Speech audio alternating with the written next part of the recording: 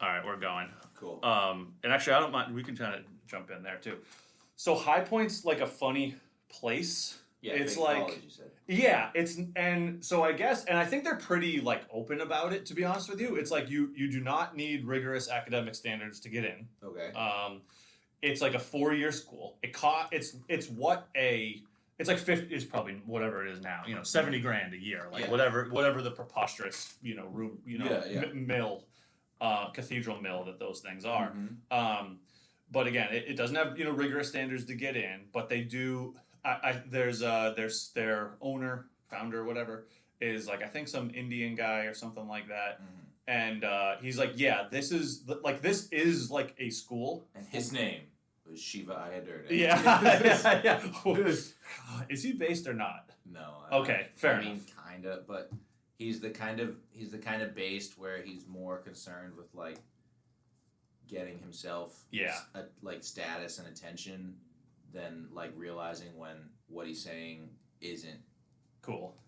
Not that it's not cool. I don't care if it's not cool. Well, right. But it's not like he'll put out claims saying this is definitive proof of something, and it's just like unverified. It's certainly not. Yeah, it's just not. It's actually not definitive at all. Right. But he's like, no, this is definitive proof. This proves it, and all the Facebook boomers in mass will just take that and run with it. Yeah. Oh, this guy's great.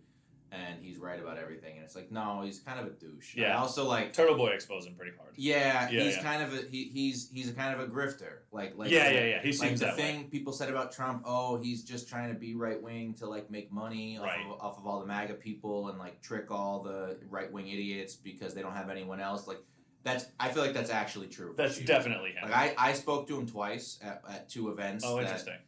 Me and my buddy covered. One of them we were doing like a journalistic type thing, interviewing people, and like he wouldn't even talk to us. Yeah. Because we interviewed the Antifa people who came and tried to like break up the Trump rally in New Hampshire. Yeah. Right.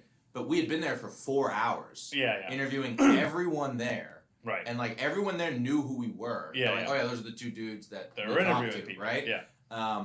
And apparently Shiva, the only candidate there who had like an actual bus and actual people and actual signs and actual doing stuff, didn't. Right? Yeah. Which like, I don't care. I don't expect you to know who I am. I need to have a fucking press pass because that's gay. Yeah. But like, I don't know, maybe like don't immediately point out anyone who talks to Antifa as Antifa. Like, aren't you kind of like they say anyone who talks to you is racist, sexist, bigot, homophobe, whatever. Right. Like, do you not see the irony here? And also, this was a few years ago before Turtle Boy got him. Yeah. And before all this other stuff. And I was going to vote for him. And like, I literally just walked up to him to like, be like, hey, I like what you're doing. This is great. Right. I wasn't even going to ask him any questions. I didn't even have my microphone. Yeah. And they just like poo-pooed me and like a guy got like in between us. And I was like, well, all right, dude, I'm a constituent, but fuck you. Yeah, right. And then the second time I talked to him, he didn't recognize me at all. I didn't even bring it up, but he literally could not have been any less interested in talking to people who wanted to vote for him or did vote for him. Sure. So, I don't know. Most politicians are probably assholes, but he's like a special kind of He's asshole. Like a right. Well, so I'll finish up on High Point. So I'll finish up on that, which is fine. No, that's a good segue. But so High Point's like, and whatever the CEO guy's like this is, and this is why I don't mind it as much. He's like, this is a school for like the children of rich people. Okay. To socialize and network with the children of other rich people. That's why you go anyway. And essentially put yourself in a position to network in a environment where network is specifically prioritized and we are like they attempt to recreate like the business world. Okay, I mean honestly, that sounds more useful than. This is what I like respect about it. That sounds more useful to me than all the false academia. It's that's like wrapped around all the other universities, like UMass. Yeah, like I mean, you're already anyone else. Yeah, I mean, you're already paying that much money. You're going there for a credential and for networking. So is it a fully accredited university? Yes. So it's not like ITT Tech or definitely like not Phoenix University or Trump University. It's not. It's an actual like accredited university. Like you get a degree and like that's a real degree. Yes. Well then I don't see the problem. I know. So because that's why it's the whole reason you go to university in 2021 like isn't because you're going to help work on the fucking Manhattan Project. Yeah, you know what I mean? Like, it's funny because that's also, yeah, right. It's funny. There are kind of two like schools that I like respect, and one is sort of high point. Although on the other side, it's funny too because I don't know. There is maybe I just get wrapped up in the bullshit, but I do believe that some of the stigma is like, yeah, like this is like where rich kids go to like party for 4 years. Absolutely. And I'm still like kind of fuck that. Yeah. The other one is actually WPI. Because I know a lot of people who went to WPI and they're quite. What's that? Worcester Polytech. Yeah. They're like quite rigorous, like quite. You really have to be working. That's where Steve went, right? Exactly. Yeah. You really like have to be working. Your studies are integrated into programs with like local machine shops, like chemical companies. Yeah. Like so that's one where I look at and I'm like, okay, this really seems to get it. But those are those are actually literally the only two that I see. And High Point, I still would never send a kid there. No, because it's it's like this is. But at least they're like Trump, and they're like, this is what it is. Yeah. This is not, you're not coming here for higher learning. It's not for everybody, but I mean, you cut out the bullshit. It's like, listen, you're here for a degree, and you're here to network. Correct. That's why you're here. And that's why you're here. And we get to charge you this much money because you don't have the other parts that get you in on scholarships and all these other things. That's exactly. That sounds like a free market education system. That's exactly right. I'm sure there's some connections to funding and things that make it less free than it really is, but yeah, whatever, dude. And it's they talk about like, hey, this is how like you give an elevator pitch. This is how like this is how like you don't act like a shithead. Someone took the why don't they teach kids taxes in school to its next logical conclusion. That's exactly right. That's what it sounds like to me. Absolutely, they took it to the next step. And I bring it up because this guy over here, like, I'm like, okay, that's exactly what like this guy's daughter.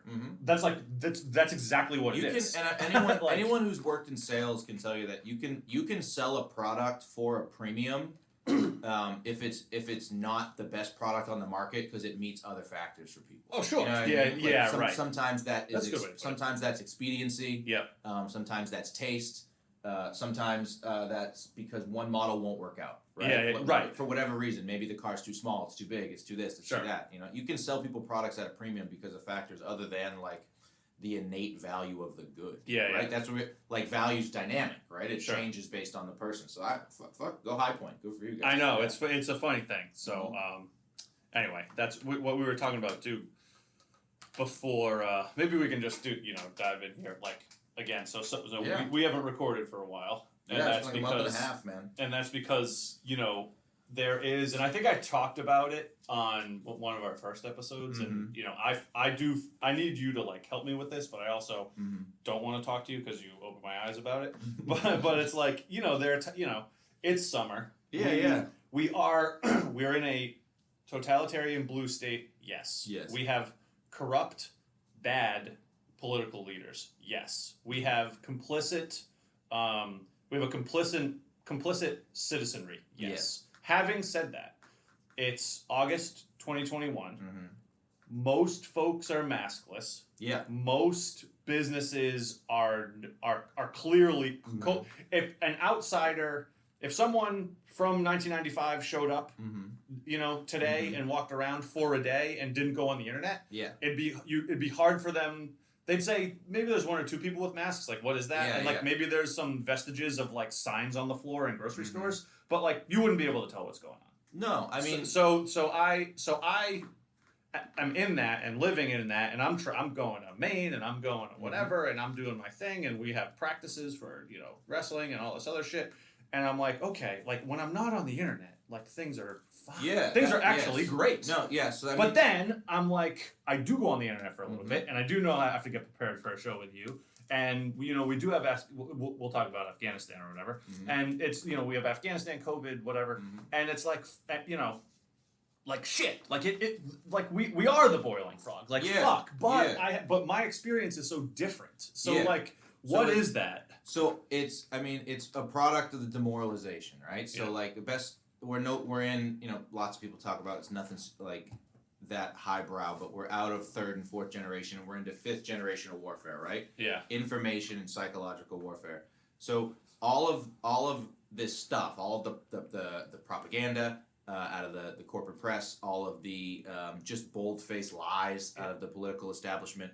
It's all a demoralization campaign. It's all meant to make you manic, right? They want to make you manic, and to it goes both ways. So manic is actually a good way to put it. Yeah, it's actually not even really angry. Yeah. It's more like manic. Yeah, that's what it is. They want you in mania. They want you in a manic state where you're highly suggestible and you're more willing to accept authority, right? And for the lefties, the propaganda is designed to overwhelm them with fear and overwhelm them with doubt, to where they're just begging for Big Daddy government's boot.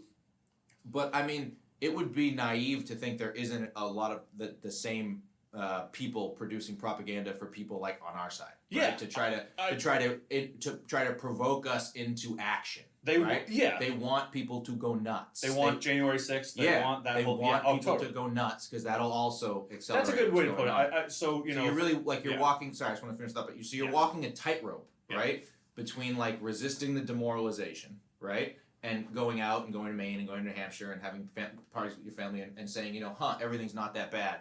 And also like not allowing the slow descent into tyranny through, right? Because that's the whole game, right? They want you to just barely notice what's going on. Yeah. And if you start paying attention, it just consumes you. Yeah. Right? It consumes you. It turns. It does. It does. It turns you into a partisan. The best thing that happened to me, not the best. It's not the best. The 61st best thing that happened to me in the last 4 months was getting ultra nuked from Twitter and Reddit. Yeah, it's good for you. It's really actually great. Yeah, and I definitely experienced a psychological low while participating there, and a psychological relief when I'm not. Yeah, like that's a real 100%. And I'm not on my phone I barely use. That's not true. I use it too much, but I don't use it the way some people use it, and it's like and they're But anyway, but that also I also get nervous about that. Well, yeah, because I'm like, well, that's the whole. I'm nervous about that. The whole structure is designed to keep you mollified, right? Like the whole structure is meant so you can check out, even if you know what's going on. You can check out and just focus on your what's really important, right? But over a long enough sustained time of an action, like if you replaced you being red-pilled with like a normal dad of two who's not red-pilled and just wants to grill, right? Like the activation energy it's going to take that guy to like get up in arms about Australia's lockdown measures or like Afghanistan, it's way higher. It's way higher, and it's way less likely that he's going to be able to drop in and drop out. That he's going to be able to open it up and not become the dad who's crazy ranting at the dinner table while his 15-year-old TikTok kid screams at him. Right. You know what I mean? Right. So it's all like it's a demoralization mixed with social pressure, mixed with our like consumerist. We're so good at this. It's fucking crazy. They're not giving you like a binary way out. Like if you fight back, you're actually hurting yourself. If you don't fight back, you're also hurting yourself. And it's a damned if you do. That's good. Yeah, it's a damned if you do, damned if you don't. Fuck. Which is why like so many people so many people in this neo-reactionary sphere, they go to just withdraw. I know. Build your family. Build your parallel communities. That's me. Do the agorist thing. Right. And that's what you see a lot. But I like we've talked about a few times. I'm not sure that's going to be enough. Right. And it doesn't seem to be certainly the best route to what would the word be? Stability in terms of your own mental stability and emotional. Yeah, that's not a question. And your community stability. I'm just more concerned about long term.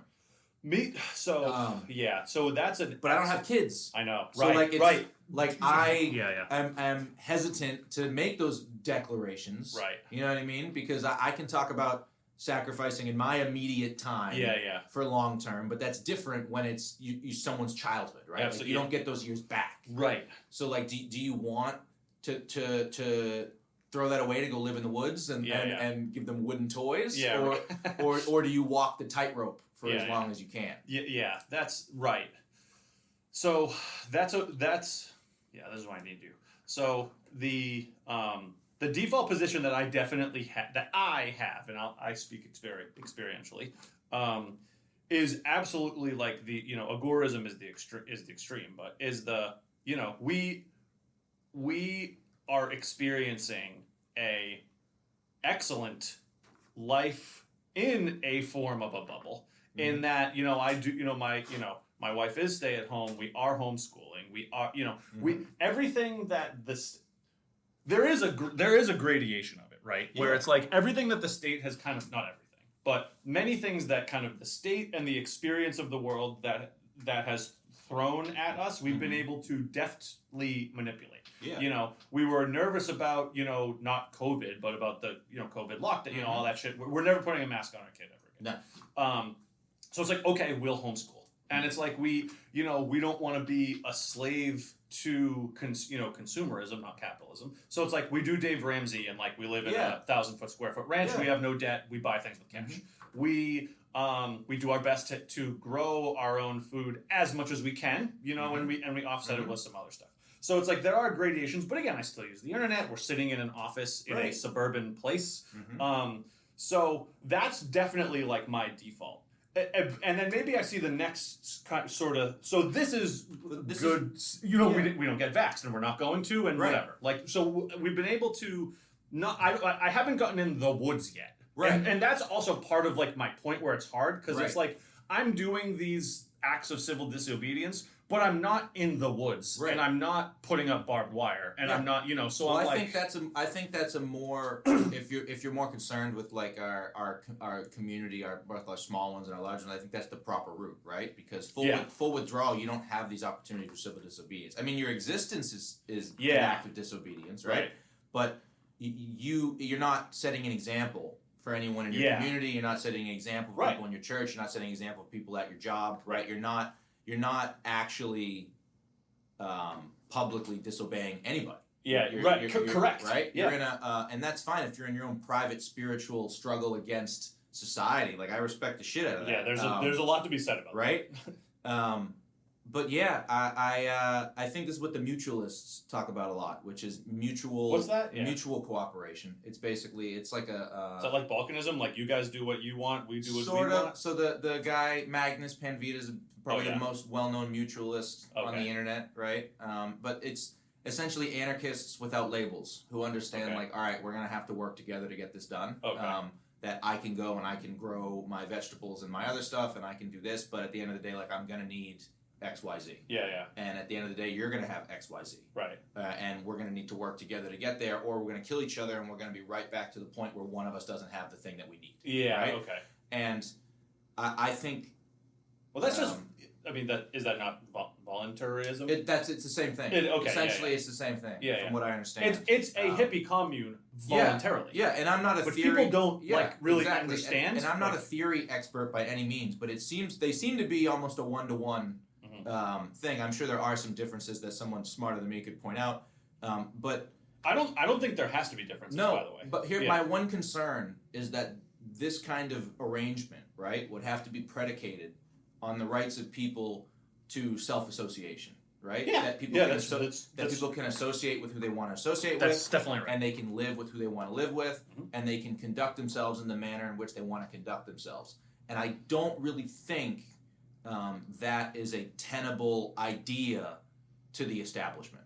Oh, it is absolutely not. I think mutualism and voluntarism is great. They may hate. Like, it's actually not true. They definitely do hate speech the most. Yeah. But the next thing is definitely association. Yeah, they definitely don't want. Oh, they're very openly against free association. Yeah. That's why that's not even a question. Yeah, that's why we have public lands and public borders. Yeah. And there's.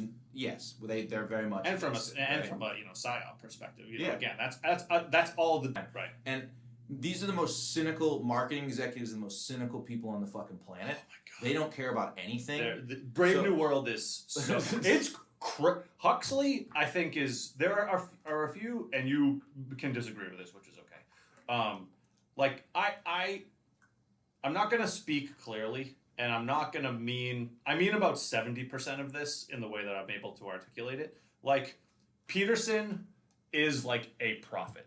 Now, I don't like mean he is like divine. I don't. That's not what I mean. But it's the best language vehicle that I can use to describe what I'm talking about.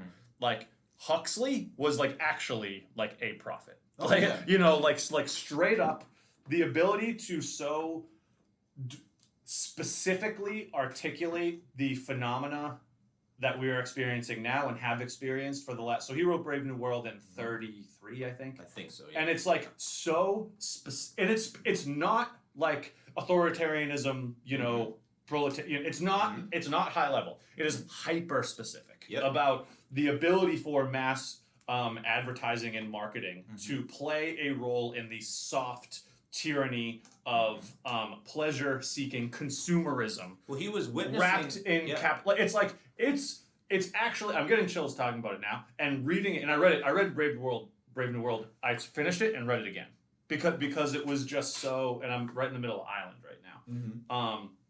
I read some Jack London in between because I needed just some I needed to chill out. I was like, I need to go read Call of the Wild and just like have like a story about a dog in the woods.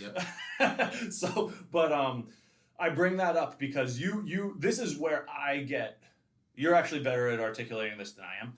I get stuck in my old, normie Republican boomer ways where I find myself apologizing for certain quote-unquote market behavior when actually what that is totalitarianism. Capitalism, there's nothing inherently special about capitalism that inoculates it against tyranny. Yeah, I think you know what I mean. I think that's the. Do you know what I'm saying? Yeah, I do know exactly. Yeah. Okay. So, capitalism as the most efficient vehicle. Yeah. Is also the most. I'm reading a lot of Chomsky, and the guy is not wrong. He was not wrong until 2011. Yeah. Right. Yes. Yeah. Yeah, he's probably the best anarcho-syndicalist that you could read today. Right. He just lost his fucking mind. But 7 years ago, I would have said anything that Chomsky said was like commie garbage. Yeah. But that's definitely not true. That is a huge development. Yeah, I think you're gonna see more of that. And that's not that those those who know me, but we have I have a couple friends kind of lefty, but they're not actually kind of lefty quote unquote friends who if they heard me say Copper, who's a great friend of mine, and his dad who's we are on the same team 100%, but we didn't think so forever. If his dad heard me say, which is funny because he's like a 50-year-old man having this conversation when I'm 14. Right. But if he heard me say Chomsky was 70% right, he'd be like, he would never. No, that's a big turnaround. He would never ever hear me say that ever. So that's like a big turnaround. Yeah, boomer cons like yourself are now open to anarchism and Chomsky. That's a big move. It's a big move. I think capitalism, while the most efficient, is still highly vulnerable. Yeah. It may not be as vulnerable as a centrally planned. And it's also better. Yeah, I agree. I don't want to make any bombs. It's also better. The problem with capitalism is that it's too open for manipulation by global capital to turn into something else. Right. So Huxley was witnessing. If he wrote it in the 30s, that means he had just witnessed the sort of the genesis of eugenics and central planning through the progressive movement in the United States. That's right. Right? Yep. He talks a lot about it. All the time. And he's also witnessing the emergence of global capital as more powerful than nation states. Yes. Right? And he talks about that. And there's an argument that global capital had always been more powerful than nation states if you want to really get into the weeds with the Rothschilds and the Bank of London and all these he mentions it because the epithet that he's making fun of it is the my Ford. It's Ford is the God. Yeah. God. So it's not the state that replaces God. It's the corporation as state that replaces God in Brave New World. It's the same thing. This is the part that the lefties don't understand, is that that doesn't exist without. I sent you that meme earlier. It's oh, you think that corporations rally for less regulation? Oh, you're retarded. Yeah, they don't. Big mega fascist corporations create the regulations. Yeah, that's what they do. They use the government as the instrument to do the things that they want. That's what the issue is. The issue isn't there some, and this is where I was saying my friend's dad was wrong. Is there's still this like FDR reliance on government as the antidote, and it's like no. Government is the where they're right is that the big corporate fascists are the actor. Where they fuck up is that government is the sword that's cutting your head off. Yeah. The big corporate fascists use government as the weapon to kill you. Yeah, that's what they don't. So I mean, there's an argument for either. I'd almost see it as the it's a marriage. It's the same thing. Yeah. I wouldn't even say one presupposes the other. Maybe I shouldn't say actor and weapon. Maybe I should just say like they're the actor with the fist. Yeah, I guess. I mean, here's how it works. Government wants to do bad thing, is not allowed to do bad thing. Contracts, and this is what I said 2 years ago when fucking COVID started. 2 years ago when all this started, I said to all my friends, it's not going to be the government, it's going to be your job. It's going to be your insurance company. It's going to be your healthcare. It's going to be all these people who are going to impose all these new laws and restrictions that are going to be downstream of the government's suggestions. And boom, 2 years later, here we fucking are. Absolutely. Right? Yeah. So government wants to do bad thing, not allowed to do bad thing. The corporations that get millions of dollars in subsidies and bailouts decide just on a whim to impose all these new policies and rules, which very closely mirror the regulations and rules the government has recommended. Correct. Right? Yeah. So companies say, well, we're going to do this, and if you don't do it, you'll be pushed out of society. Yeah, that's right. And then the government shrugs their shoulders and say, well, it's nothing we can do. I it's guess a private corporation. Private company, whatever. We can't do anything. Yeah. We can keep giving them billions of dollars in your tax money and not regulating them, but we can't do anything. Well, we can't do anything negative to them. We can do plenty of things that interfere with the free market and interfere with people's rights if they're positive, if it involves giving money to the corporations. But they do negative things when it suits the cathedral's interest, like making a baker build a gay wedding cake. They're happy to intervene then. They're happy to intervene whether it's good or not. And you mean like putting public pressure on a major tech company like Apple to crack down on quote child porn and human trafficking, right? Which they have been able to do forever. They just decided not to do it until they or when immense public pressure that manifested itself in now a new spying system. Right. So they'll do negative things if it suits their interests. That's right. Well, so and I mean, we see so this is what's I'm so conflicted on this, and this is what's hard. It's a good segue into Afghanistan actually. So I see. Okay, when I'm on Reddit for my 15 minutes that I allow myself to I still have like my account, so I can still look through all the shit that like I have a good curated feed. Most of it's all the I can't even open that fucking app, man. Yeah. And I look on there and I see on like the normie subs or whatever, and I see it's like, okay, like University of Virginia, disenrolls whatever 2,000 unvaxxed students. Yep. And I do read the article, and it's like that is still mostly a lie, but it's somewhat true. It's like, oh, actually, like 2,000 students who are unvaxxed actually chose not to go. Yeah. Because they're like, fuck this. Well, they chose. I mean, it wasn't really a choice. Well, that's fair enough. They'll say they chose not to go, but that's not really a choice. You are absolutely correct. It is not a choice when your livelihood, whatever. You're correct. When they ban people from supermarkets for not having the vaccine, they say, well, you have a choice. Well, so this is the point I'm trying to make. Yeah. And this gets back to my strangeness, or not strangeness. I'm still navigating my own way, where it's like, so it's like this. It's almost like the homeschool thing, right? Yeah. It's like like there were, and actually, I applaud Rock, and I'm going to the school committee on Monday. The school committee actually they're not enforcing the mask mandate. Okay. Which is excellent. That's good. And Silver Lake isn't either. That's good. And I think Quabbin, someone else. There's like 3 or 4. I'm surprised. And and again, I'm going to go there, and I know the superintendent and whatever, because we need, Alan Cron. He's quite good, and he's been quite good. And Rockland also never shut down. They did have masks and whatever, but they never shut down. Okay. So whatever. But anyway, my point is, we like you said, there's the line between okay, let's say that in the the grocery stores do say you need a vax or whatever. I am in a position, and it's actually like, I'm not going to say I would have done it anyway because I wouldn't have. So your statement on coercion is correct, but I see that and I'm like, well, the grocery store is mostly filled with poison anyway. Right. Like, fuck the grocery store. So fine, and I'm pleased with my ability to do that. But then at the same time, I'm like, well, well, that's what they I don't want to exactly. I don't want to give into that. They want to create two separate economies. Yeah. So I'm.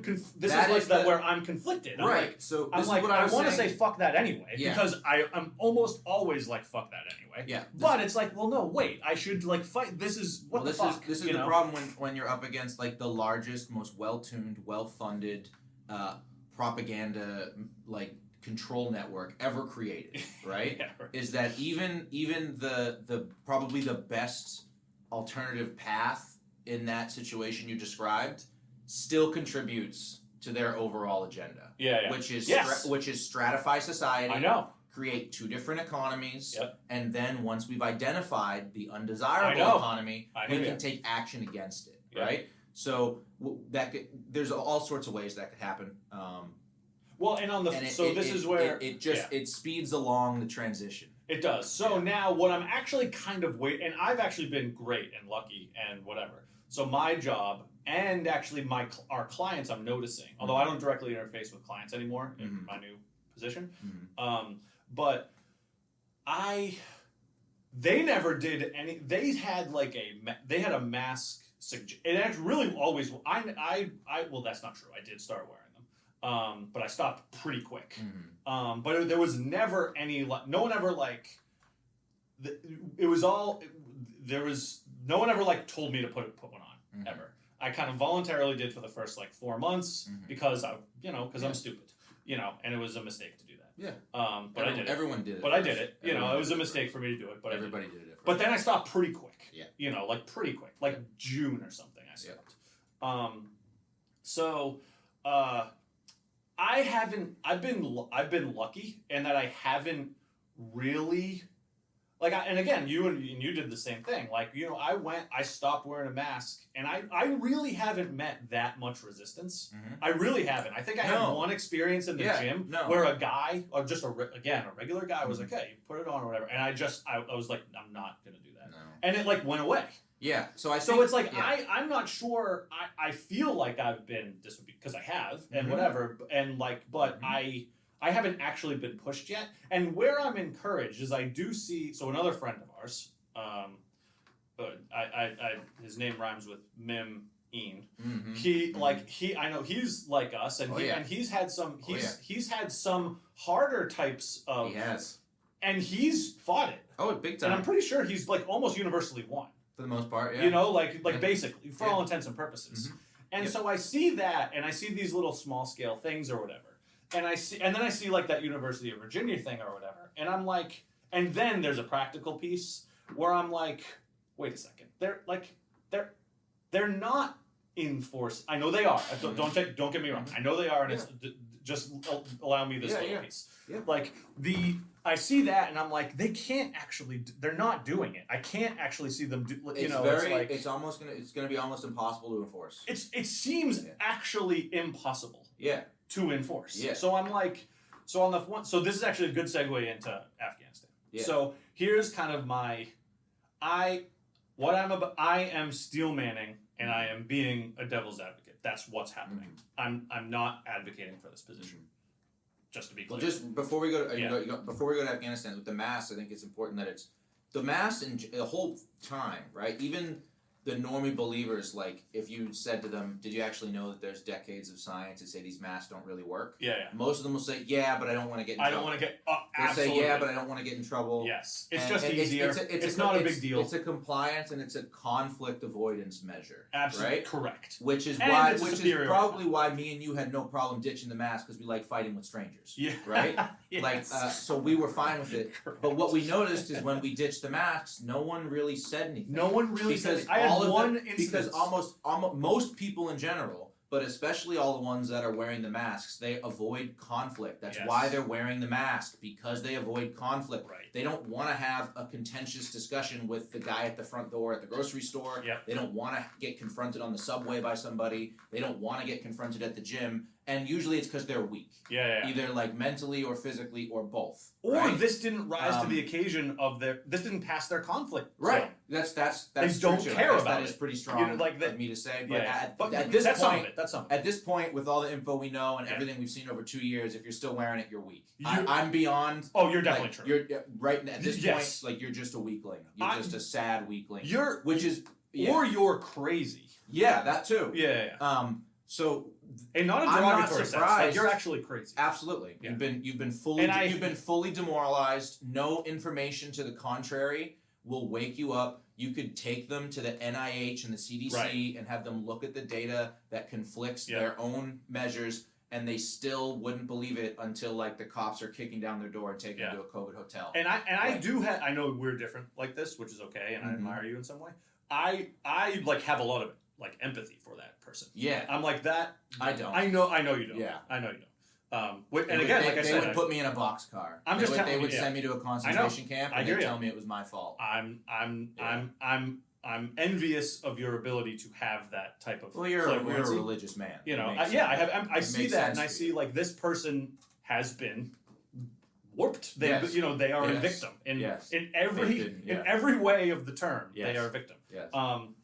But the point being, very rarely are masked people going to confront an unmasked person unless they're in a position of superior advantage or authority over them. Yeah, you're right. If they're the bouncer at a club, if there are 10 women at your aunt's house and you're the only person that doesn't have a mask on. If there's some like perceived advantage or social pressure, then maybe they'll do it. But like just one-on-one, especially me and you are somewhat bigger guys. Yeah, right. You know That's what I mean? Like that's definitely part of it. We both work out. No one's gonna get in our face. There's no scenario where we will be like physically intimidated. I just got back from Portsmouth, New Hampshire.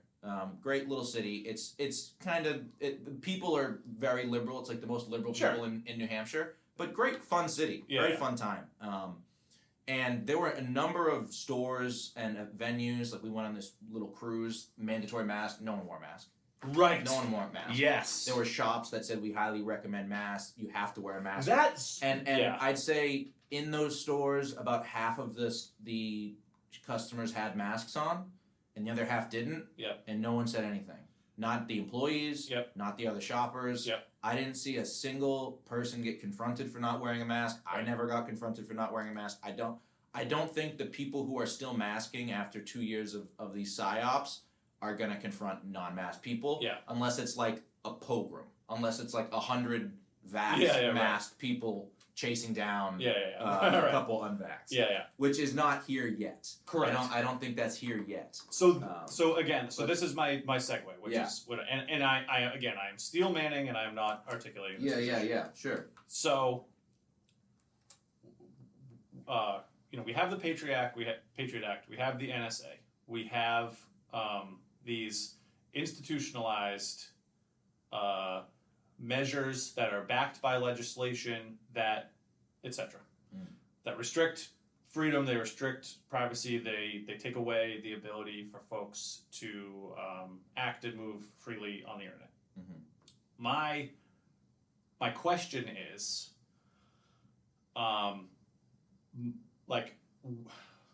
where are the people who went to jail? Where are the people who are being held? Where are the? I guess the people who got spied on through these acts. Is that and where? And so here's why I bring it up in this context. There are, and you actually kind of brought it up, right? So you were on a boat trip that had a quote mandatory mask, whatever. You didn't do it. Nope. And nothing happened. So we sort of similarly have a scenario where we have these big, large institutions that say, you cannot say this, do this, interact with this. Right. People do it anyway, and there doesn't seem to be consequences. I think there's lots of consequences. I'm steel manning. I'm steel manning. So I see that, and it's kind of like what is the bit? I know, and I know them, and you're about to articulate them. but I think for clearly the vast majority of people, they arrive to that same conclusion. And they say things like, well, it's fine when the government just, or whoever, creates this infrastructure and creates this web, because ultimately at the end of the day, like, it doesn't matter. Do you want to start with government or corporations? Both. So, I mean, I'd say there are consequences. Corporations can deperson you for quoting the CDC or the NIH. Right. 1 week after the other week, right? Well, so let's start. You want to stay on government? Yeah, I want to go to Patriot Act, NSA stuff, because so, I'm real well versed on the COVID stuff. Sure. I'm less well versed on that stuff. So the NSA stuff, it's whoever's in jail, we're not going to hear about because no one cares, right? But in terms of the Patriot Act, right, using and later on get into the NDAA with Obama, the National Defense Administration Act. There's a statistic I'd have to double check because it's been a few years since I looked at it, but over like 3/4 of convictions made using warrants from the Patriot Act were like drug dealing, and non-terroristic crimes. So these laws get passed under the pretense of stopping terrorism, and then the warrants get used for other means, right? Which are fundamental like constitutional violations, which we know doesn't really mean jack shit anymore. Yes. But under all pretenses. Like, nevertheless, if you got the Patriot Act to stop terrorism and then you start just spying on crack dealers, like that's not exactly what's supposed to be used for. So, so the majority of the arrests and convictions made using that intelligence was not terrorism related. Right. Typically domestic gang crime. Yeah, right. Yeah. And that was sort of tolerated. Right? because in the early 2000s, we're still coming out of the 90s, right? Which was the peak of crime in the United States. Yeah, there's crime wave. That's a lot of people think it was the 60s or 70s. No, it was the 90s. You had the peak crime wave. And so you're still coming out of that. You still have violent big cities. Right. Like, you still don't have, like, safe nighttime walks for, young women or students or whatever. So people are tolerating it. Because A, they think the terrorists are all going to come kill us. And B, who cares about a bunch of gangbangers getting thrown in prison. Right? The other big problem is that none of that information is actually used to stop terrorist attacks. That with this entire spying apparatus, we still had the shoe bomber, we still had the nightclub attacks, we still had all of these shootings and all of these other things. We had bombings and fires and arsons and all these and riots and all these other things. Which, if you actually were applying these spying apparatus in a more flexible way, you might be able to get more positive outcomes for society. Right? But they don't do that. There isn't any of that. All of these attacks still happen because they need pretenses for their own tools, and that's when you have the FBI faking terrorist attacks. Right? So even with all of this intelligence and all of these extrajudicial warrants and all of this Patriot Act nonsense, all that happens is the FBI entrapping some kid with fake bomb trucks in New York City. Right? All that happens are them the fake Gretchen Whitmer kidnapping plot, right? Where like 8 out of 12 of the guys were FBI agents. They don't actually stop any terrorist attacks. And they only use this intel to catch other criminals. Which, if you're a hardliner on law and order, fine. But like, don't expect for the Constitution to be violated for the gangbangers and then for them to respect your Second Amendment when gun control comes. Well, that's right. And also, when Obama expanded on the NDAA, that means that regular citizens can be detained without habeas corpus, without any representation. And within a year, the Chicago Police Department had fucking black sites where they weren't letting people see their lawyers. Right? Which, if you're into the BLM scene, if you're into any of the criminal justice reform, like that's a big ticket piece for them. That's a big reason why they don't trust the police, is because as soon as they were given legal indemnity, they started literally running black sites, like a fucking CIA prison in downtown Chicago. So that doesn't work in my book. And then the corporations can just, they have even more power. They can just completely deperson you, shut down your payment processor. One guy we've talked about on the show was Nick Fuentes. When they shut down all his payment processing and all of his banking, he lost $500,000. And feel however you want about the guy, but that's the government, that's private companies at the government's urging, just shutting down your bank account and keeping your money.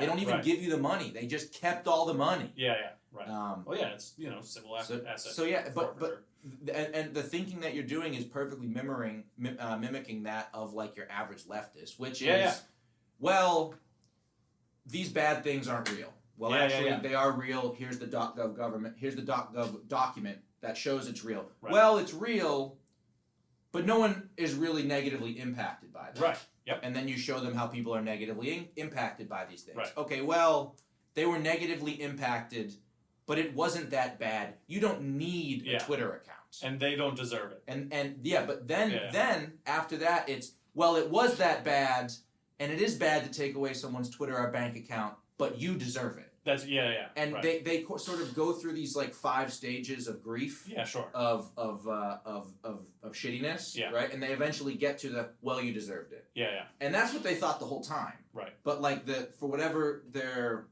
false sense of piety has them go through these steps. Yeah. Or maybe it's just they've adopted the demoralization techniques that have worked on them. Mm-hmm. That they thought, I thought this thing was I didn't think it was real. Yeah. Then I found out it wasn't real. But it's not that bad. Right. But then I found that it is that bad. Yep. But at least they're doing it to people I don't like. Yes. Yeah. I think that's you that's, arrived at the actual answer. Yeah, that's the They answer. actually do things. They use these things against people I don't like. Yes, and these people aren't going to like do what I just did and like unpack the 20 years of the Patriot Act and all these other things and how they've been actually illegally applied. Right. And why, if they're illegally applied through all this time, they're probably not going to be properly applied in the future. Sure. No, that doesn't happen. It's just bad things are happening to people I don't like, and that's good. And I'm going to sort of reverse engineer this in my head to where it's the least damning to my humanity. Yeah. Right? Yeah. Where I can well, I can have the idea coexist that I'm a good person who's on the right side of history while also denying you the ability to be a person with rights. Well, this is where I fall, because again, I mentioned, and I'll say it again, not that it fucking matters, but again, I'm steel manning that argument. Yeah. I don't believe that argument. Right. You said this segues into Afghanistan. So I think it does. So take time. If you have other no. So get after it. So Boomer Dan. Yeah. But again, I'm fucking like 15. So whatever. At that time. And again, people can be wrong. And Yeah, I was like, dude, man, I was libtarded when I was 15. Yeah, right. I was a fucking hardcore. Yeah. Like big time. Obama supporting, campaigning. I was big time libtarded. Yeah. So I you buy into the Saddam is putting his daughters in meat grinders or whatever. Who are these, they're gassing killing babies and gassing their own people, whatever, the whole thing. Yeah. And there is, and whether or not, I still do believe this way, whether or not blowback was the reason, I tend to believe that blowback is the reason. Ron Paul's right. I tend to believe that. Mm-hmm. However, acknowledging that blowback is the reason, 9/11 does happen. I understand that there is compelling evidence around, letting it happen. All of those, let's just take that out of it for now. Let's and maybe my eyes will be open to this in 2 years. Let's go under the assumption that terrorists, and I am fully aware, Saudi, the whole thing. Terrorists, kill. Nevertheless, 3,000 Americans died. Yeah. And also, I do believe, because I'm who I am, I believe in the metaphysical, larger world stage ramifications of a direct military style attack on American soil. I still believe that a proportionate, which is important, a proportionate amount of military military intervention is justified. I believe that. I don't think I'm going to be dissuaded from that. Now, that's an extreme. That is so. There's that. I'll put that on the table. Having said that, obviously the effects of the military-industrial complex. We've now created the birth of this 5th-generation warfare as a direct result, I would say, from kind of Iraq and Afghanistan. And what I'm not so much worried about with the NSA and the specifics on the ground, Chelsea Manning, whatever, I'm concerned about that. I definitely am. And I'm concerned about when I asked you, hey, who are the people in jail? I'm concerned about that.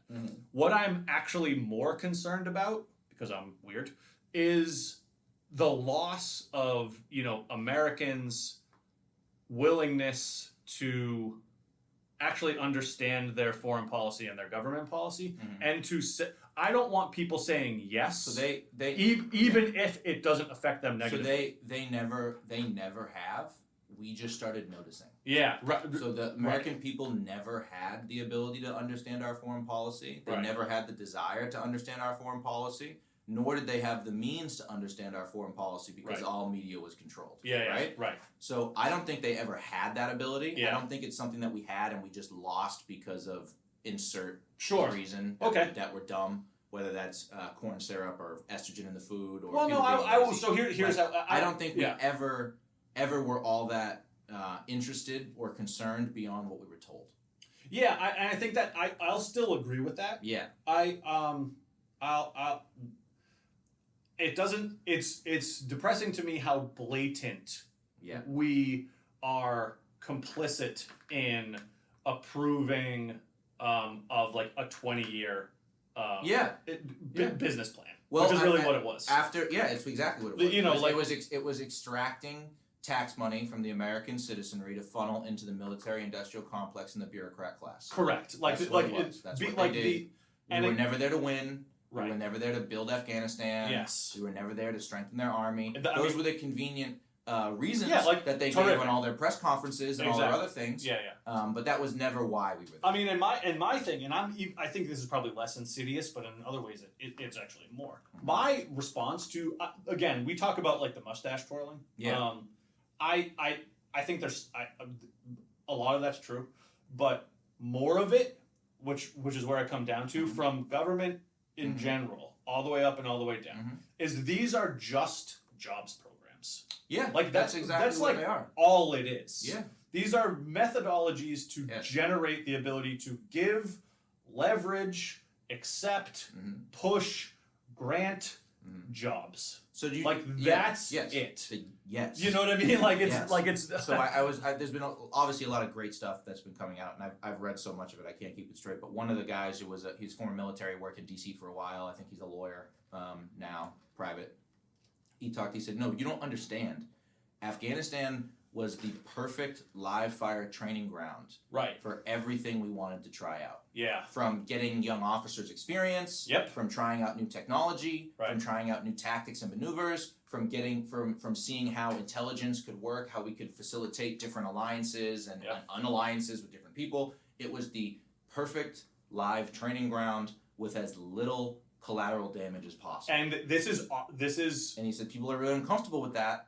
But that's one of the realities of the situation. How perfect is this? We lost 2,500 people. Yeah. We had over 700,000 that were in there. You lost 2,500, and it was something like 40,000 wounded. Yeah. So people say wounded, they don't realize that means you could have lost your dick or your eyesight. Yeah, sure. Fucking kill me. Yeah. Right. I feel like that's sometimes it's almost worse. But the point, and I'm making a. No, I know. I'm being. That's facetious. Well, no. You're correct. Yeah. This is gonna be the offensive part. Yeah. But if let's grant, we're not granting good intentions. I'm not doing that. But let's for a second grant good intentions, just for the sake of argument. Okay, we lost 2,500 people. Like, 2,500 people died yesterday because they slipped and fell. Like, there is no collateral damage. If that is the neocon. You know what I mean? Perspective. This is what I'm saying. That is the neocon perspective. Correct. Yeah. So, and again, this is what I'm. Yeah. So they're like, this is fucking great. Yeah, like, why don't we do another? Why don't we do another 20? And the other side, and again, this is the neocon perspective. I'm still married. Yeah. And they all signed up. And most of those guys who did it are like, those were infantry grunts who nobody wants to die. But like, hey, they wanted action. This is what we wanted to do. It's like the article I saw, female Afghan soldier fears she may be killed. Yeah, that's your job. Yeah. This is what I mean. This is your job. And your job is to maybe die. Correct. I'm sorry. There's even, and this is how I get it, whatever. There are young men, actually, fuck that. Most of young men's desires in history has some element of wartime martial desire for glory in combat. Yeah, that's it's baked into our DNA. I mean, I think so. You're like, okay, well, these guys, you know, well, this is you got this kid from West Virginia who grew up in a fucking trailer park who wants to go jump out of a helicopter and fucking shoot people. Yeah. Like, that's not like pretend. I think, I don't think many people deny that. I think the lefties say I'm not justifying it. No, I know. I think the lefties say that from their cynical perspective of like spitting on troops and calling them baby killers. No. Right? I'm saying. No, I know you're not. I know. Trust me. Let me get through it. Yeah. And they say that, and the right wing perspective is yes, they do want to do this, and in a sort of a sense of duty, right? And the fact... Or not even duty, just internal adventure. Yeah, sure. Human adventure. Yeah, duty, adventure, and all of these things. Yeah. But what's important is that there has to be a payoff. Yeah, There's no payoff. This is all where these I'm guys at. get all these guys get are injuries, and yes. PTSD. Yep. There was no conquest. Oh, I totally agree. There was no glory. You were not defending anyone. There was no victory. Yep. There was no defense. Absolutely. And that would be fine if there was something that was gotten from it. And once again, this is in the neocon perspective. I don't think it would have been fine even if they had gotten Shangri-La. I don't think if it had become the 52nd state and we got those $1 trillion of mineral resources and they became a liberal democracy and they love America, still not worth it. I totally agree with you. Still don't think we should have ever gone or we should Let me be very clear. But if we are going to adopt the neocon perspective, it's incumbent that there's a payoff. And that payoff can't just be Raytheon increasing their stocks every quarter, right? Like there has to be a payoff for like regular Americans. When FDR fucked up the whole economy and we went into World War II to save the Jews, air quotes, there was a payoff. We became the most powerful nation in the world. Yes. Right? We have dominated the entire world and we definitely since World War II. Made things better for middle class Americans. Yeah, not a question. They were going to be really bad if we didn't have a war to fix all those disastrous Great Depression era policies. Correct. Things would have gotten really bad. Yes. So you're exact. There is no payoff. To have the neocon lie work, there needs to be a tangible benefit for the citizenries and for the soldiers, and there was neither in this. So it's not a lie if you're straight up saying, "Oh, this is conquest, and we're taking your stuff," yeah, I guess that's not a lie. Or it's pretty open. Or if it's no. Or if it's actual defense. Yeah. If you are under, this was neither. I agree. Yeah. I agree with you. Yeah. This is where my policies are. I agree. We're on again. I'm reading. I'm talking about how great Noam Chomsky is. Right. Remember. For sure. But so because again, I think we're so fucking good at this. I am, and you are better because I'm steel manning. I'm spending 70% of this episode steel manning my opponent's position, which fucking nobody else does ever. Some people do. The point is, there are conditions with which this would have been quote unquote justified. Let's go under what I'm talking about. We have to meet the conditions. I'm telling you that we did not. Okay. But I'm steel manning. If you believed these conditions, and again, this was almost like my Ben Shapiro. If you believed, and if the reality were, there were active, sophisticated methodologies for continued military-style attacks on the U.S. homeland that resulted in the death of Americans. The answer is yes. There are justifications. That justifies a payoff for that kid in West Virginia. Those things justified. I am clearly articulating along with, I think now, 90% of the population. Those conditions were not met. Correct. You know what I'm saying? Most people would agree. Yeah. Whereas we did not believe that in 2003. Right. Everyone believed the conditions were met. Correct. And that's because anyone who got on TV and said, "Hey, this is a bad idea," was said, "Why do you love terrorists?" So here's where it leads now, which is, and I'm not making. I have value judgments to make, but I'm just gonna lay. I'm pretty much gonna set the table for you. We are. The withdrawal was correct. Period. Yes. Period. End of story. There was also always going to be. It was always going to be a shit show. Yes. Correct.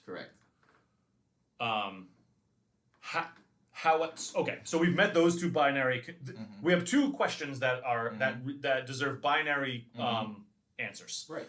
Should we have left? Yes. What was the second one? It was going to be a shit show. Yes. The third is not a binary answer, I would argue. To what degree of a shit show must it have been? Could have been less. Right. And this is like where I, they had already negotiated a peaceful like project. Trump already did it. They were going to leave in May. Right. That was fine. And and they also told them if you do anything violent in between now and May, we're glassing you. We're gonna fuck you up. We're glassing you. Yeah, we're gonna fuck you up. This is the end. Yeah, and the Taliban said, okay. And that's what Trump was fine. And again, I know I always suck Trump's dick in a lot of ways, but like, and this is a neocon take. This is a neocon take that I believe. So whatever, call me an idiot. Yeah, fine. Like projection of strength matters. Yeah, like that is a real thing. Like that, so what, and like... Bruh, he fucking... Soleimani was talking shit on video, bro. He fucking drone struck him and then threw up the set on Twitter. Just threw it up. Like, he no one on him. any side, well, obviously the Trump haters, but the not anti-war, libertarian, anarchist people, no one thought that, like, they might have thought it was bad, but no one didn't think that was awesome. He ganged him. Oh, I'm sorry. Time. Was some terrorist guy talking a bunch of shit and the president just droned him and then threw up the flag on Twitter? That's dude. Great. It's not great but it's great that the president is like, no, I did this or we did this and we'll do it again. And and so please stop with all your terrorist nonsense. Right, yes. Please stop. And I know we don't want to be like the Trump show, but like you got to give credit where credit's due. Yeah. And I get the whole thing. I get that. I personally don't think Iran is the boogeyman that the national security apparatus wants you to think they are. I don't. Yeah. I just don't. I hear you. These are all the segues that I'm getting. I really don't. I don't even necessarily think Soleimani was like this demon incarnate that everyone thinks he was. No, he was a commander for a hostile military power. Like right. Yes. That's it. Yeah. Did he do terrorism? Yes. Did he sponsor like some of the worst people in the world? Yes. You know who else does that? The United States. Everyone. Yeah. So.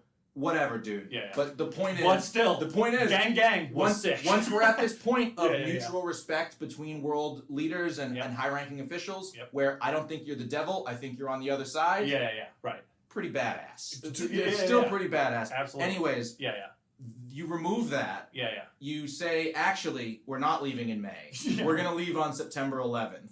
And when we're leaving in this time, rather than just doing this mandated drawdown, we'd have plenty of time to pull all our people out, to maneuver everything so you don't have thousands of Americans trapped there, that we're not leaving billions of dollars in military hardware for little terrorists to have. We just gave them instead of doing any of that. They just did it around. What were you doing? What have you been doing in Kabul and all these regions since Trump announced this before he lost the election? Bagram actually has an Air Force base. Yeah. You can actually get the fuck out of there. You can do the things out of there. And apparently no one wants to say, well, actually, it's military policy to always just leave our stuff there because it costs too much money to bring it back and catalog it. And for 60 or 70 years, our policy has just been to leave piles of guns on the ground in quote-unquote hostile countries. Or just blow that shit up. Yeah, they or do that change too. the policy. Yeah, they do that too. You know, but whatever, change the policy. I know what you're saying. But instead, they did that, and then while they're sitting around with their thumbs in their butt, start making demands of the Taliban. Right. And ramping up hostilities in the region. What the fuck did you think was gonna happen? And the Taliban are. And then as soon as they said no, and they broke the concessions or whatever you'd call it, then the game on. Dude. How do you think this works? I know. Like you've been bombing them and killing them for 20 years. You think they're gonna just say, oh, hand it over? Yeah. They fought you tooth and nail. This is all they do. Yeah, this is all they do. This is what they live for. This is what they do. I'm a Taliban appreciator. I love all the memes. I love all of it. It is, that a bunch of 80 IQ goat herders. The stories are nuts. They don't know colors. No, they don't. They can't. No. When you're trying to teach Afghanis, go shoot the red target, not the green target. They're like, what's red? Yeah, what do you mean? What does that mean? I don't. It's like this is what you need to think about. Yeah. Like I was saying, you know, you see the videos of the Taliban guys eating ice cream and on the bumper cars and like hanging out in the governor's palace eating his private stash. Well, I think Oreos, did I send you that meme that Parks and Rec meme that Andy? It's like, I don't know if the Taliban memes like are funny or not. Yeah. Yep. But you know, like, but I'm just gonna nod my head. And I'm just watching these, and I'm just like, these guys, these dudes who will never like make more than $10,000 in their whole life, right? Just in their entire life, right? I'd say that's the same. They are having a more glorious moment and a more exhilarating experience than the most wealthy, influential Westerners will ever have in their entire life. That's correct. These men are alive. Yep. They are alive. They are united. Yep. And they are in the embrace of their God. That is a very powerful thing. That is more powerful than a B-52 or a drone or a nuke. Anything. And people say, oh, we should have just nuked them. That wouldn't have worked. Yeah, right. That wouldn't have worked. Right. What are you going to do? You're going to kill everyone in the country? Yeah. It's not going to work. You can glass them. They're not going to give up. It's not going to work. Right.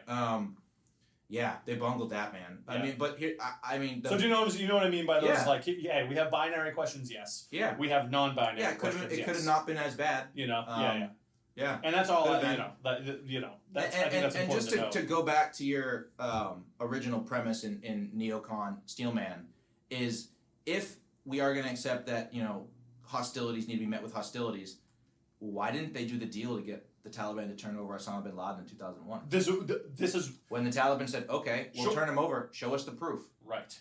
Show us the proof. Yeah. Just show us the proof you have that proves that he was the mastermind, and we'll give you Osama bin Laden, and we'll stand down. Yeah. Right. Didn't happen. Right. Just didn't happen. Yeah. Because that's not what the national security apparatus wanted. Yeah. They had a grand vision for the Middle East. Absolutely, it was never about. They had a grand vision. Bill Kristol and John Bolton and Mike Pompeo. The worst people who ever lived. All these neo-Trotskyite motherfuckers. Oh, they're Marxists. Yeah. Oh, absolutely. Yeah. They had a grand vision for remaking the Middle East into a protectorate states. An ally. Right? It's another ally. It's another Okinawa. And we'd have friendly borders all the way up to Israel and Egypt. Right. So the interest. So I lost some of this because I lost my patience for it because I'm like you and I, well, maybe just me, like almost all I consume is like opposition media. Mm-hmm. So I hear like, hey, this was a disaster because now like the Chinese have a land bridge to Africa and blah blah blah and what like all the strategic reasons and like I'm listening to it and watching it with a discerning ear. Like definitely, mm-hmm. And again, I don't care. Like at the end, it's like what we do have nukes. Like we're not gonna get fucking invaded. Like we're just not. No one's gonna invade America, dude. The largest. As much as I like the QAnon masturbatory fantasies of like the Canadians sneaking in Chinese troops through shipping containers and shit like that. Red Dawn is not gonna happen. I don't think it's gonna happen. It's just not. The Chinese can't even feed their own population. Red Dawn is not. Their entire military is designed for defense. Like they're more focused on Olympus Has Fallen is not gonna happen. Yeah, that movie sucked too. It did. And the Chinese, you want to know how the Chinese It's disappointing because I would have loved for that to be a good. You want to know how the Chinese do aggressive expansion? Men with briefcases doing real estate development. Yeah, right. Exactly correct. The two Chinese guys with briefcases and wire transfer numbers do more for their expansion of interest than our entire military fleet around the world. It's them buying up property in Vancouver. That's it. So anyway, what was I going to say? So all I do is consume, opposition media. And it's funny because we talked about this a few episodes ago, where we're like, and we talked about it just now with like Soleimani and whatever. Mm-hmm. Like I am not like an isolationist, meaning like I am anything. Yeah, and that's okay. Yeah, and whatever. No, keep going. Whereas like it's like, hey, listen. There are appropriate number of war crimes that I think are beneficial to American interests. Mm.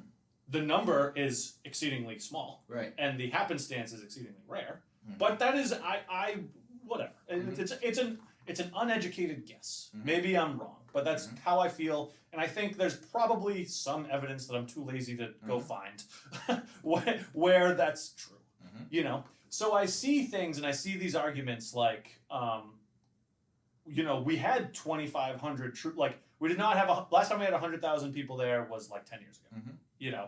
And Trump, even in 2016, went from 15,000 to 2,500. Mm-hmm. And again, here's my point. The withdrawal from that specific place for whatever the specific reasons that we need to, agreed with binary. What I'm like postulating on is what is the appropriate what is the appropriate amount of war crimes we can do? Yeah. What is the amount of in reference to Afghanistan? I think Tulsi Gabbard had a great take. She did an interview the other day, which is that the special forces operations and like low impact operations we did up until 2001, maybe even 2003, were successful. They were successful ops. We took out leaders, we extracted targets, we got good intel, we prevented terrorist attacks. Yes. Right? I think that happens. It did happen. Call me a neocon, but I think that happens. The most anti-war veteran politicians on each side of the aisle have made this argument. Tulsi's one on the left. I've heard some from people on the right. That if we had just stuck to these... I think Thomas Massey says this, too. I think he said it, too. That these early special forces operations were successful. Right? And that if they had taken up the Taliban on their deal and a few other organizations who were making us similar deals, it could have been done by 2003. Everything could have been done, wrapped up, gone, went home. Yep. But it didn't. And that's like the question. We leave 1,000 people there to do spook shit. Mm-hmm. And if that's the consequence, fine. Yeah. And this is what I mean, because I need to be specific because I'm autistic about these things. Where it's and there isn't the binary of literally zero Americans know nothing, we never go there ever again, never zero. Mm-hmm. I'm not saying that. Yeah. I'm not saying that. Mm-hmm. But the next progression of that isn't a 20-year bungled bullshit thing. Yes. There is an in-between. There is room in between those. And you're closer to zero. Yes. You're way, way, way closer to zero than you are to 100,000. Mm-hmm. You're 1,500 or whatever.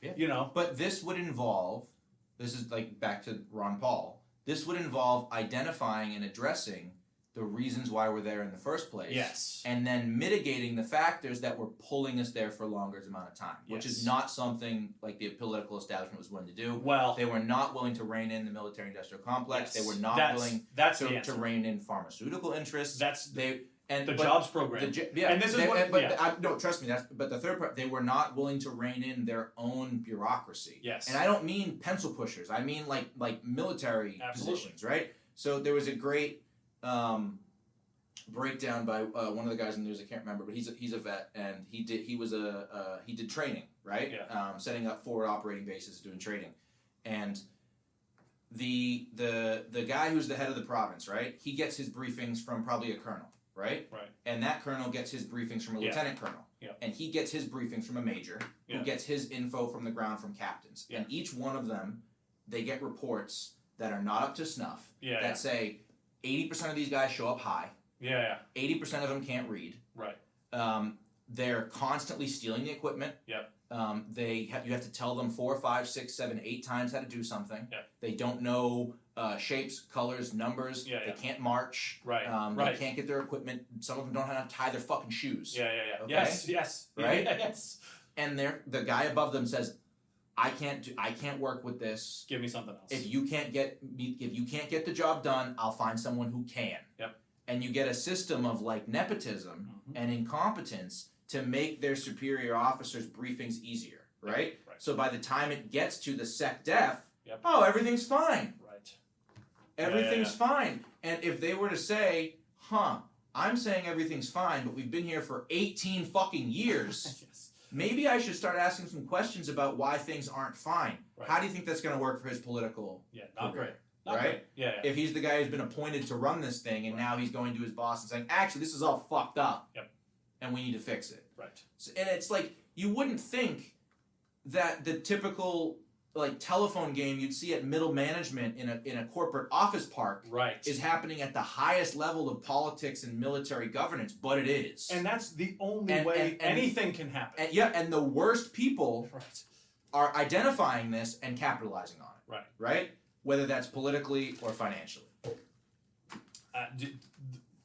this is exactly where I fall on all of this as well. And this is absolutely the results are obvious. They would also have to, explain more about the guys who were on the planes in 9/11. Absolutely. They would also have to Saudis, because they're all Saudis. A couple of them were, I believe, Palestinian. A couple of them were Palestinian. That would have them maybe have to address how our actions in these other countries link to these people from these different nations. Correct. Right? And why they were motivated to do these things. And more importantly, why didn't we catch them? Yes, they were going to flight schools and saying, "No, I don't need to know how to land." Yeah. They literally went to flight schools and said, "No, I just want to know how to take off and how to maintain altitude. I don't need to know how to land." And anyone who's ever flown will tell you that landing is 9/10 of what you learn. Absolutely, because it's the most dangerous part of the flight. There is, Right. And they didn't want to know how to land. They were transferring money through like a Safeway right next to a federal building to known terrorist states. So I would be. That's another piece of why the neocon perspective is not digestible. Is the premise is fundamentally flawed. Yes. Yeah. So it's just an interesting piece because I think it highlights all of the inequities in thinking that it takes to arrive at certain conclusions. And it's a fucking medley of special interests, of bureaucratic mismanagement, of human incompetence, and also just evil. Just it's like it's a shit smoothie. Of all those ingredients. Yes. Yeah. So it's where you hear the fucking Mitt Romneys and the neocons, Adam Kinzinger, and Ben Sass, and all these fucking losers. Literally. Losers, where it's just and there's what I am interested in is what things look like when obviously it took fucking, like we said, 15 years too long.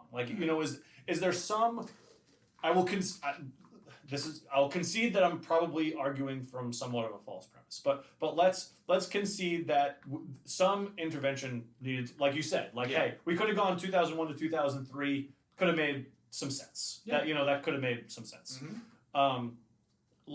What does our world look like if we're going to do the alternate history? Unfortunately, what is that? Maybe that's not a fun game to play. I mean, it is a fun game. Unfortunately, I think it's a fun game, but it's a sad game because I don't see them spending that $2 trillion to make America any better. Yeah, right. Well, this is kind of what I mean. Even if we didn't go to Afghanistan, even if we got the politicians we wanted to have, even if the neocons were exiled and sent back to whatever dark hole they crawled out of, I still don't see the political establishment using that money to make Americans' lives better. Yeah, so I still see a financial crisis. I still see an opioid crisis. I probably wouldn't have been as bad. The opioid crisis.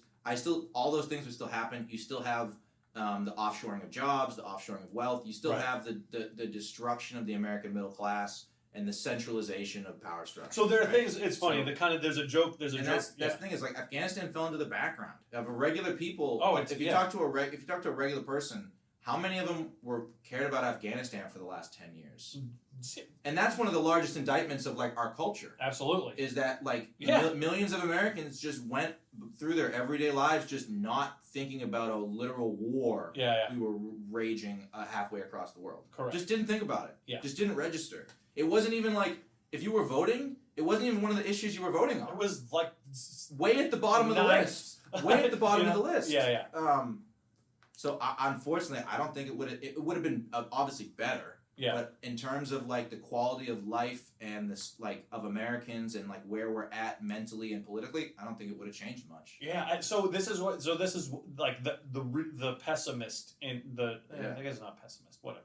The misanthrope in me says so Dave Smith, who I like, and he's not wrong about this. This is all part of this take is correct. Mm-hmm. But he's hey, the declaration of war in Iraq and Afghanistan, led to the financial crisis. It led, it's the genesis. That is true. It's the genesis of this is what I mean. All of it's true. That's absolutely. It's the genesis of a massive reason. It's 20% of all of the things that are bad.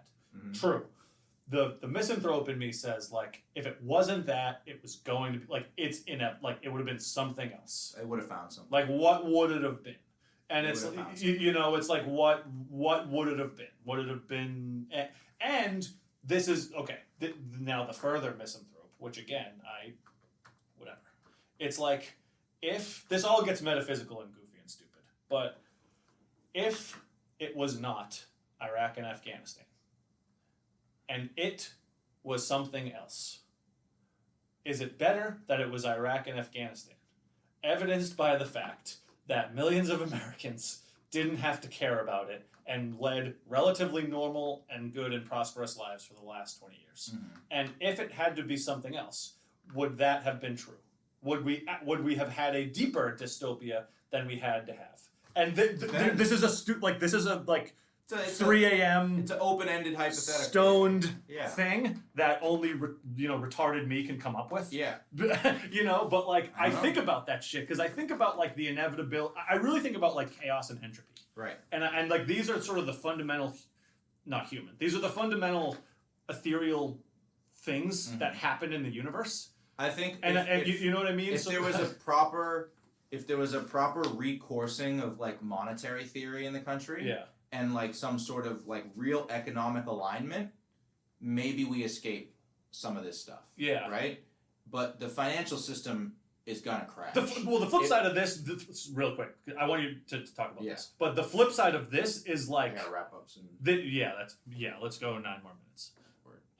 The flip side of this is like Afghanistan is worse than what it could have been, even though it was still not... I don't want to say not that bad, but you know what I mean. It was pretty bad. You know what I'm saying, though. Yeah. Like, so you have two sides of like the butterfly effect. To me, and my misanthrope is like, even though it was awful, there is always a chance that it could have been way, way worse. Can always be worse. Right. And on the flip, and was it worth it that it was this type of worse? And on the flip side of the butterfly effect, it's like, I know we would have still had to have some type of entropy in the universe. Mm-hmm. Why did it have to be this shit sandwich? Yeah. Could it have been this shit sandwich with only one piece of bacon rather than 5? I think that's an apt description. Is for the people who ran this show. It didn't matter if it was Afghanistan. They could have laundered money and done their political Jenga tower anywhere. Yeah, and built their heroin empire out of... they could have done that anywhere. Out of Alaska. Yeah, there's plenty of examples, but, examples of where they've done it before. I think they would have found what they were looking for wherever they looked for it. Yeah. And so that's where it gets like... They were looking for like somewhere to just sink time and money into. This is the hustle. And it's like this, I guess, so people always, like, they're in their town and they see construction that's always going on. Yeah, right. And they say, wow, this is always going on.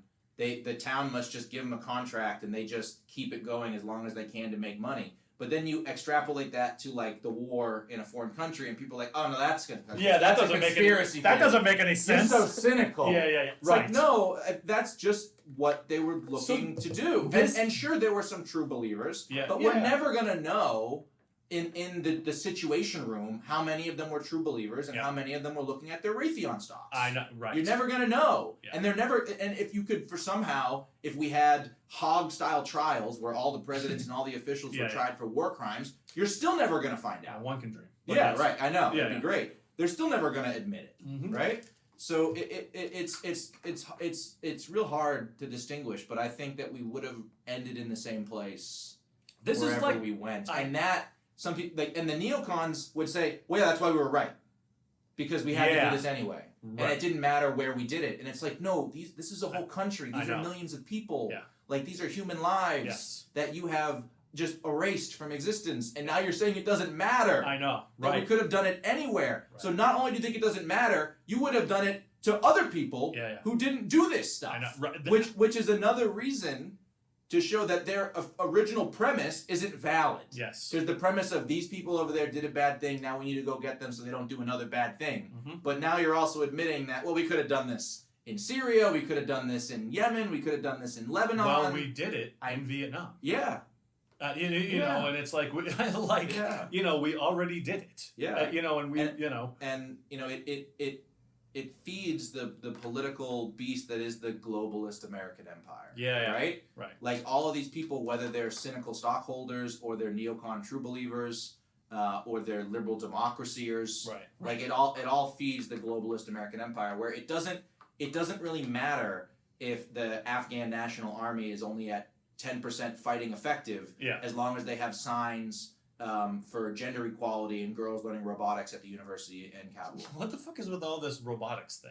I don't know. They're trying to show women in STEM. Like, what is going on? I think they understand that. Like, what the fuck is this? I think they understand. Well, because Afghan is like every third thing is like the Afghani women's robotics team. They'll get, like, what the fuck is happening? You guys didn't think maybe part of your whole program could be to get them somewhere better? Well, what is going on? Like, get them somewhere that's not a war-torn, ravaged country. Yeah, like multiple factions that don't want women to be in schools. Yeah, like. What is this?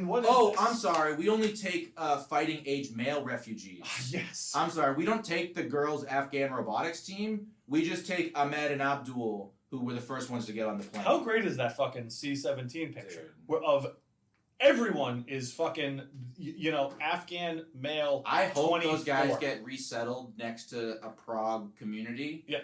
And they start like fucking. What do you think? Sharia lawing all over the place. What do you? What do you think happened to England? What type of law do you think they'll follow? Yeah. Like what? Yeah, I saw Jeremy Kauffman is one of the big guys in New Hampshire. I think he does the part of the Freedom Party in New Hampshire. And he posted those guys. And he posted a tweet that said, "Of course I want to live next to illiterate third worlders who would want to kill me for my beliefs. I'm not a bigot." I know. You know what I mean? What do you think they'll do? So I don't know. They see it. These people see their stocks go up. They see their neoconservative vision for a safer Middle East. Safer for who? Israel. It's not even. It's just not even anything. No, it's nothing. And then the liberal democracyers, they have gender equality and girls robotics teams, and the globalist American empire moves on. Jamaica did a protest the other day saying that raising the pride flag at the embassy is part of cultural imperialism that the America and the West is trying to push on them. Well, that's true. Yeah, it is. No, it is. Yeah. Spot the lie. Yeah, it is true. Change my mind. It's the globalist American empire would have found another Afghanistan. I know, and they would have found another one. Because I'm like. And now that public sentiment has turned away from finding Afghanistans, they're going to turn it inward. It's going to be It's going to be here, and all the people who would have gladly cheered on those wars will cheer on the next one. That's that. Yeah.